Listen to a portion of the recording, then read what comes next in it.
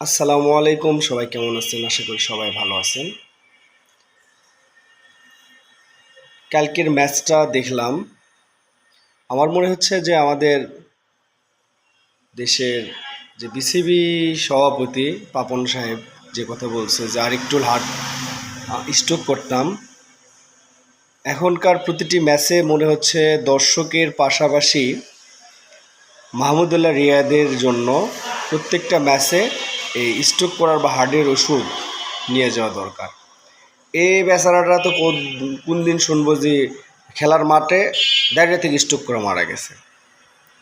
তাসকিন তৌহিদ কাদার চোখের পানি আর মাহমুদুল্লাহর মাথায় হাত। এই হচ্ছে দেশের অবস্থা। যাই হোক, যে দর্শক ছিল প্রায় 22,000, তার 95% হচ্ছে বাংলাদেশের সাপোর্টার। সবার একটা মনের একটা আশা নিয়ে খেলা দেখতে গেছিলো এবং বাংলাদেশের বলাররা সে আশাটা পূরণও করছে।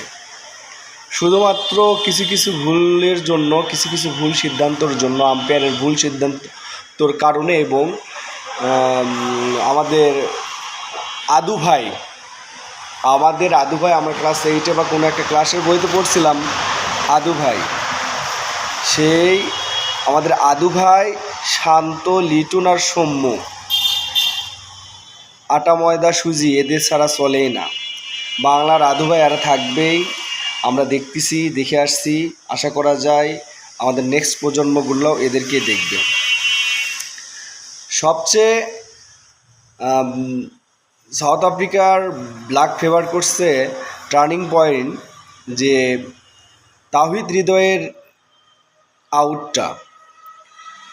হৃদয়ের আউট, মানে আম্পায়ারগুলা যে কি করছে কালকে, মনে হচ্ছে ওরা খেলছে 13 জন প্লেয়ার নিয়ে।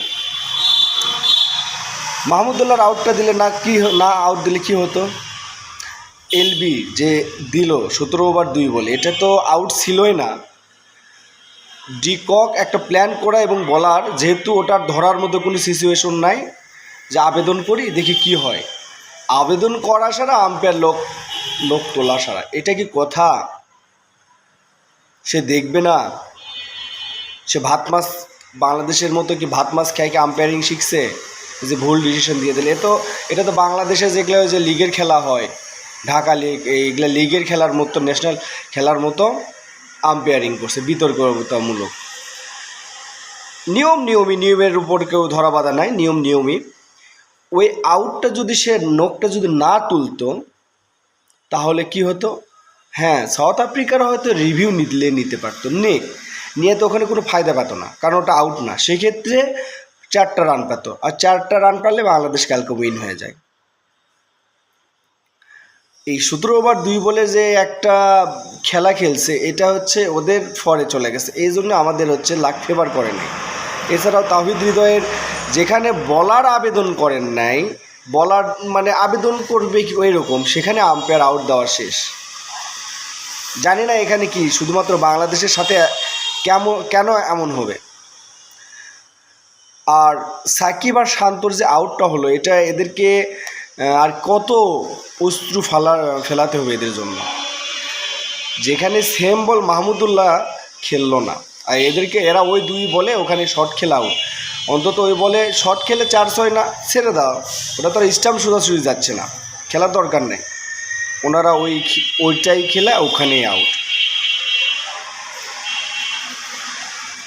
সবচেয়ে কষ্ট লাগছে যে আমরা সবাই একজনের উপর ডিপেন্ডেন্ট, যে টপ অর্ডাররা কিছুই করবে না, লাস্টে ওই মাহমুদুল্লাহ রিয়াদ। আমি প্রথম থেকে আমার এক চাচার সাথে খেলা দেখতেছিলাম, তাকে বলছি দেখ লাস্টে মাহমুদুল্লাহ কিছু করবে। যাই হোক, এখন লাস্টের একটাই কথা বলি, মাহমুদুল্লাহর যে 6টা যেটা হয়েছিল, ওটার তো আমি হাতে ভাবে আলোক করছি, মানে চিল্লা নিদি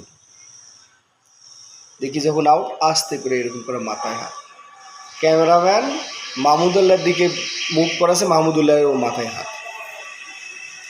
এটা কোনো কথা? এটা লাক ফেভার করেনি। জাকের আলীর জন্য একটা কথা, জাকের আলী, আপনি একটা যুদ্ধের ময়দানে যাচ্ছেন, দেখবেন না আপনি কি ব্যাট নিয়ে যাচ্ছেন, আপনার ব্যাটের কন্ডিশনটা কি। আপনার উচিত ছিল যাওয়ার আগে ব্যাটটা চেক করা।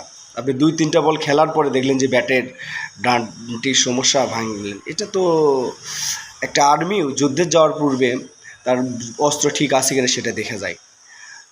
আমরাও যারা যে কর্মেতে যাই সেখানে যা বসার পরে একটু ঠিকঠাক করে নিয়ে বসি। আপনার এটা উচিত ছিল যে ব্যাটটা দেখে নিয়ে যাওয়া। যাই হোক, আমরা সবাই খুব একটা সুন্দর আশা নিয়ে খেলা দেখছিলাম। আর এই স্যাম নগাস আম্পায়ারটা আপনি অনেক পক্ষপাতিত্ব করছেন। আশা করি আপনি আম্পায়ারিংয়ের কিছু আছে সেগুলো শিখে নেবেন। আর শান্ত যদি আর কয়েকটা বল যদি কম খেলতো, এগেনস্টে হয়তো অন্য কাউকে স্ট্রাইক দিত, তাহলে দেখা যেত যে হয়তো এরকম নাও হতে পারতো। যেমন সে খেলছে 23 বল, মানে প্রায় 4 ওভারের কাছাকাছি। 4 ওভার খেলে 14 রান করছে। সে যদি হয়তো 15-16 বল খেলতো তাহলে ওখানে আরও 2টা ওভারের মতো বল থাকতো, বা 12 বলও যদি খেলতো, বা 15-16 বল, তাহলে সেখানে হয়তো আরও কিছু ফায়দা পেত বাংলাদেশ। যাই হোক, ভালো থাকেন, সুস্থ থাকেন, যাই যেখানে থাকেন ভালো থাকেন, ভালো থাকতে সহযোগিতা করেন। আপনারা ভালো খেলেন, ভালো খেলা উপহার দেন। আসসালামু আলাইকুম।